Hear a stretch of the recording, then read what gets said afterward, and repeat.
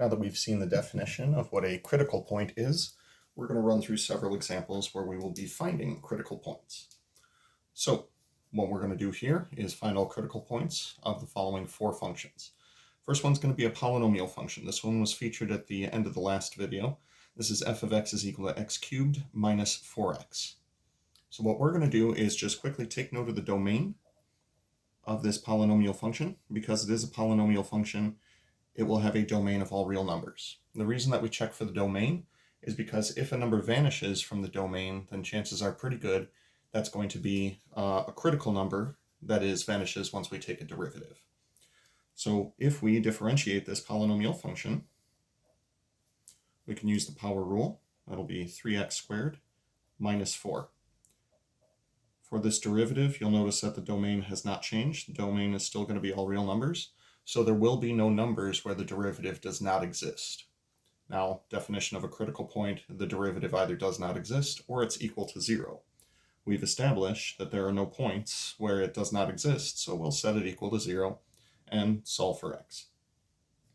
Now in solving for x, we would need to add 4 to both sides, divide both sides by 3,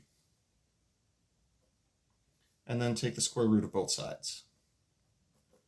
Now when we take the square root of both sides, a couple things should take place. The plus or minus should pop up, and then we should simplify the radical as much as possible. Now you'll notice up here that I did say critical points. In order to create points from critical values like these, you would head back to the original function, plug in whatever points you get, and get the corresponding y values. So critical values will be x is equal to 2 over the square root of 3 and negative 2 over the square root of 3. To turn them into points, plug them back into the original function.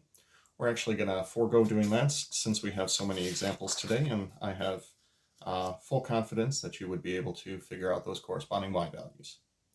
So next up, we have g of t is equal to t to the 2/3 power times t minus 5. Now, the 2/3 power implies that there is a cube root here. This would be technically the cube root of t squared times t minus 5.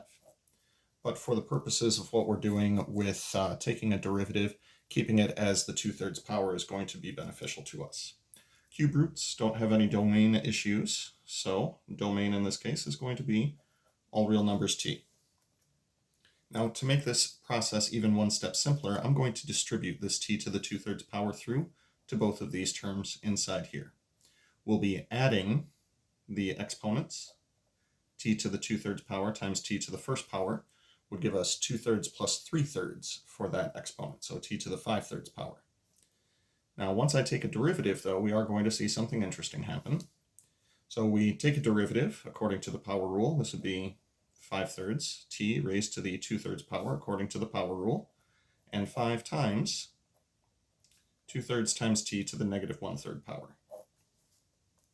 Now as soon as we see that negative power, we now officially have a denominator.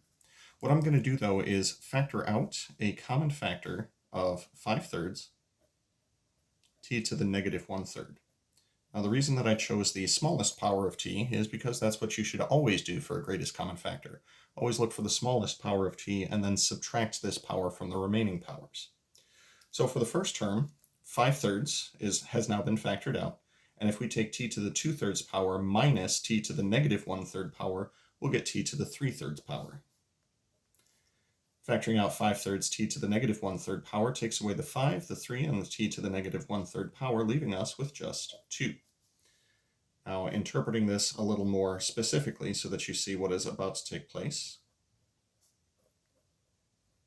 this would be 5 divided by 3 cube roots of t times t minus 2. The domain, in this case, now has an omission. The domain is that t is not allowed to be equal to 0. Otherwise, that's going to give you a 0 in the denominator and therefore be undefined. Now, on the other side of things, if we set this equal to 0, recognizing that none of this term can be 0, it follows then that only t minus 2 could be equal to 0, telling us t equals 2. So the critical values in this case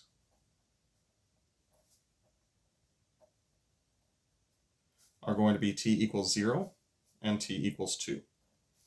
0, because this is where, oh, excuse me, function name is g. So this is because g prime of 0 does not exist. And this one is due to the fact that g prime of 2 is equal to 0.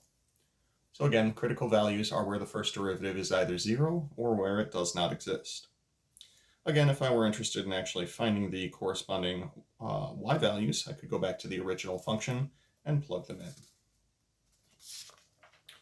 Moving right along and exploring some new rules for derivatives.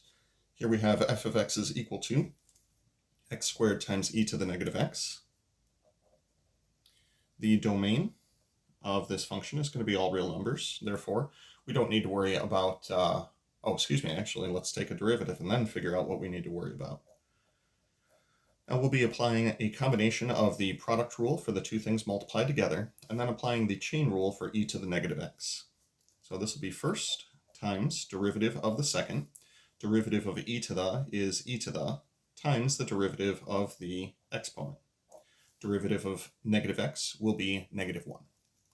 Plus the second function times the derivative of the first function, giving us a 2x. Now, similar to the algebra that we did on the previous problem, if we're interested in factoring out a common factor, I would recommend going with x e to the negative x. Factoring both of those out would leave us with this negative 1 as well as 1x left over. That would be negative x. Doing that from the second term over here leaves us with just the plus 2. Now, having taken this derivative, I see once again that there are no domain issues. We are dealing with only, e to the x is never going to be 0, so we don't need to worry about dividing by 0. So domain in this case is going to be all real numbers. That means that we don't need to worry about places where the derivative does not exist. So instead, we'll set this equal to 0 and set all three of these individual factors equal to 0. So either x is equal to 0, or e to the negative x is equal to 0, or negative x plus 2 is equal to 0. Now this one's already solved. X is equal to 0. This one has no real solution, since exponential decay models have a range of y is greater than 0, so it'll never actually be equal to 0. And then adding x to both sides gives us that 2 is equal to x. And that one is now solved. So actually, I think that's the same two critical numbers as what we got for the last example. So the critical values, in this case, would be x is equal to 0 and x is equal to 2. And again, if we wanted to turn these into critical points, we would take these two x values, plug them back into the original function. You know what? We haven't done that yet. Let's actually do it. So critical points.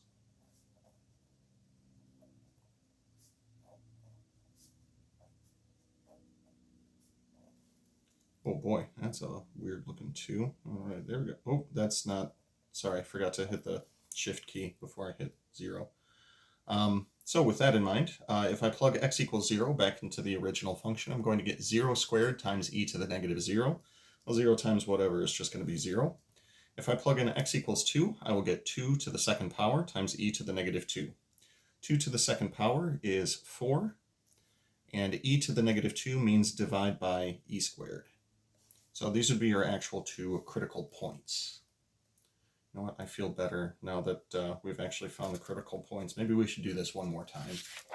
I think one more time would be a good idea.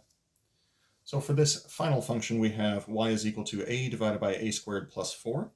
You'll notice that this would have a domain issue if the denominator were equal to 0. So if I set the denominator equal to 0, I discovered that a squared would have to be negative 4. Now that's not possible using real numbers, so this has no real solutions. Therefore, our domain is going to be all real numbers. So let's go ahead and take a derivative. The derivative this time will look like dy over dA, since a is now our independent variable. This one's for all my Canadian fans, a.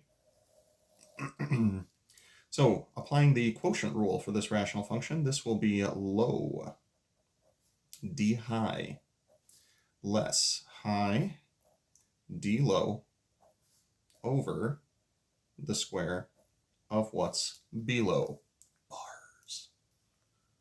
Continuing to simplify, we distribute the 1 through to both terms because that seems like a silly thing to do. Distributing a 1. Come on now, Professor Friday, what are you doing? And then finally combining any like terms that we see in the numerator. This will be 4 minus a squared all over a squared plus 4, quantity squared. Now, we got from the original function that a squared plus 4 has no real solutions when set equal to 0, therefore the domain here is once again going to be all real numbers. As such, we don't need to worry about places where the first derivative does not exist. We can simply set this equal to 0. However, the only way that a rational expression like this can be equal to 0 is if the numerator is equal to 0. As I frequently say at parties, when I go to parties, a difference of perfect squares factors into binomial conjugates, letting us know that we can factor this into 2 minus a times 2 plus a, and applying the factor theorem lets us know that that will give us two critical values, a equals positive 2, and a is equal to negative 2. Now, if we wanted to turn these into critical points, we would go back to the original function and plug them in.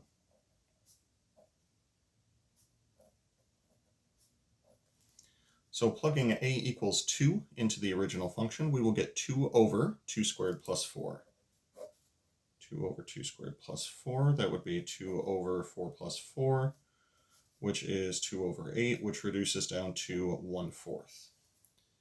Now, if we were to plug in exactly the same thing, but with a negative sign, your numerator would remain, oh, sorry, couldn't see that work there. There we go, that's the work I just did. If we were to plug in a equals negative 2, the only thing that would change is that the numerator would become negative. So I feel confident in saying that'll just be negative 1/4. So that is our technique for how to actually find critical values and corresponding critical points.